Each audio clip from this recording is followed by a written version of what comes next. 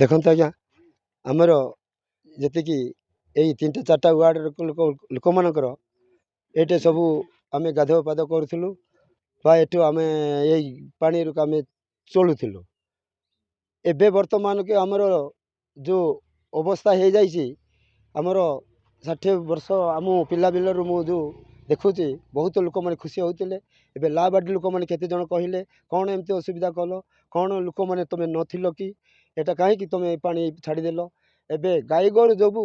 केते असुविधा हो आज्ञा पानी भी मुटे पीवा पाऊना घर को आसिक सब अंत सत होती किए तो दे पार्टी किए तो दे पारना खरा दिन में एत असुविधा होकर आ महिषी तो आसुना बिल्कुल एठू आसिक देखिक जाऊँच केते असुविधा कर दे आज्ञा लोक मैंने कौन कौन एमती होकर सब यहाँ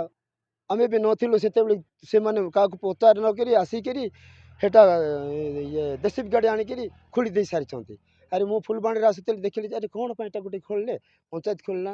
न किए खोलला मुझे भावुची है घर को गला किए यहाँ हाणला कौन पानी तो असुविधा किसी ना कौन ये कल खोलिए ना कौन ये पंख उद्धार करेंगे एबे आज्ञा आम एटा तो पंचायत नहीं पंचायत नेले आमको सुविधा हाँ एटा कौन तर बापा ना अच्छी ना का ना अच्छी एटा तो पंचायत आगु जिते बेले को न्याय सरपंच थी से बेले को एटा लीज दिया होता आज्ञा से लीज देते समस्त लीज देते लीज पंचायत पैसा ये लीज रे पैसा पाऊला आ पंचायत लीज देकर सब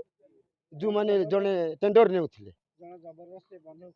हाँ जबरदस्ती जड़े खोली आम भी जानी ना क्या गाँ लोक पचारि ना गाँ लोक को कौन कही ना मन इच्छा केमती कहीं से खराब काम आमर एठी आम छोट बेलू देखी आसु एठार गोटे बंधटे अच्छी जो बंध के आम जानवर सरकारी बंध किंतु यही सरकारी बंध को निर्दिष्ट जड़े व्यक्ति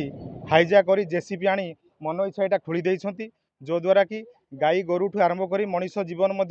व्यतिव्यस्त होती से आमर ग्रामवासी माने समस्ते कलेक्टर सार को देखा करने जाइए किंतु सेठी एप्लिकेशन दिखाई किंतु आमे चाहूँ